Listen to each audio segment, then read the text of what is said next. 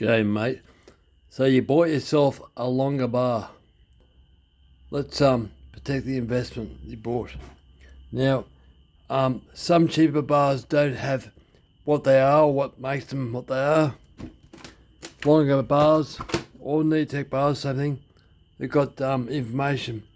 So this one here is point 063, 84 links, 3/8 drive, so 24 inch. So it tells you what it is. To show you what a cheap bar is, it could be an Oregon bar like this, just has some numbers that mean nothing.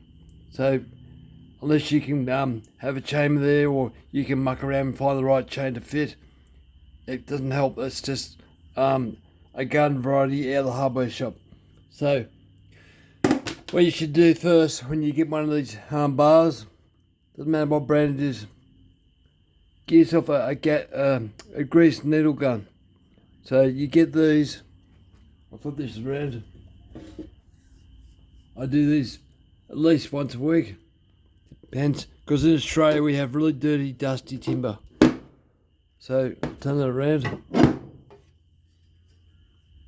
as well do them all, I suppose. More the merrier. I haven't used them yet, so nice to get them all greased up. Part of maintenance, if you look after your tools will look after you. That's the way I look at it.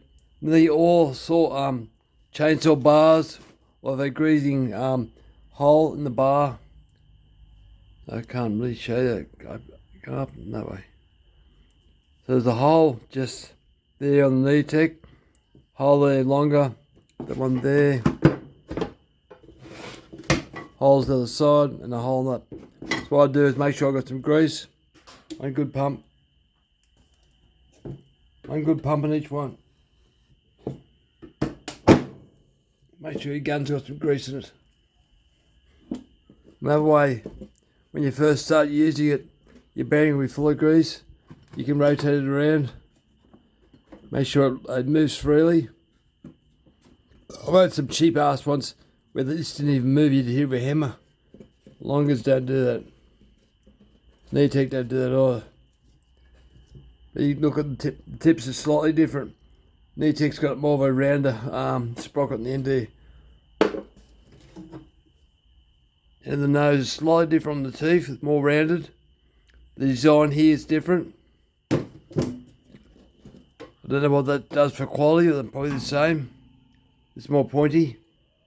Different shapes, so I would say these are a copy of Oregon or Windsor, or I would not know. Now, get the instructions that come with the box. Most guys don't read instructions. It's not the man thing. Well, guess what, guys? You read instructions, you find out things that you don't normally find out. Shows you a warning of what it is, kickbacks. Go on to that. Make sure you use oil in your bar. Now, I recommend chainsaw bar oil. Buy it. Don't use sump oil. You don't. If you use sump oil, you think it might be recycling all that crap. The impurities that go into your sump oil go into your saw and chew out your oil pump, and it might work for years and years. But you're chewing that up. You're also chewing out your bar. Use clean oil. Depends where you are in the world. If you're in a really cold environment, you'll need thinner oil. If you're in Australia, it's not that cold, so we use almost like viscosity of like gearbox oil. It's quite thick and sticky. So make sure it's here. Make sure all the holes, oil holes, are all unblocked. Make sure it's working right. Grease up your sprocket at the front, like I just showed you. Make sure you clean out your bar. You get yourself one of these little hooks and run from your sprocket nose to your end of your bar, not the other way around, because otherwise you'll be pulling crap into your sprocket nose. So clean that out. I use that every second day. So it depends how much you're using. And same as down here. Now, the last photo here, it talks about filing. Now I file the chains, the bars, put this back away, once a week or so. Depends how much I'm using and all the rest of it.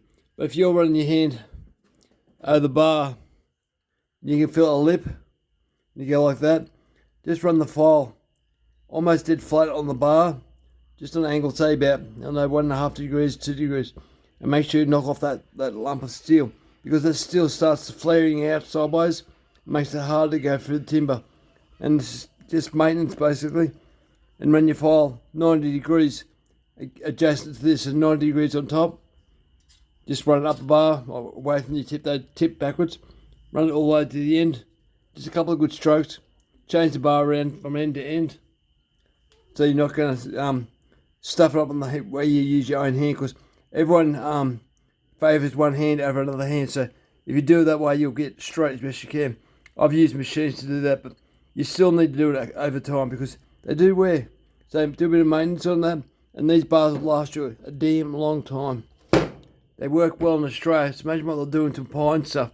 Now with the oiling and stuff, I have cut some radiator pine. Now the softwood might be softwood, but it's very tarry, it's got a lot of sap, very sticky crap. So in Australia we don't really have much of that, but I have come across it and I don't like it at all.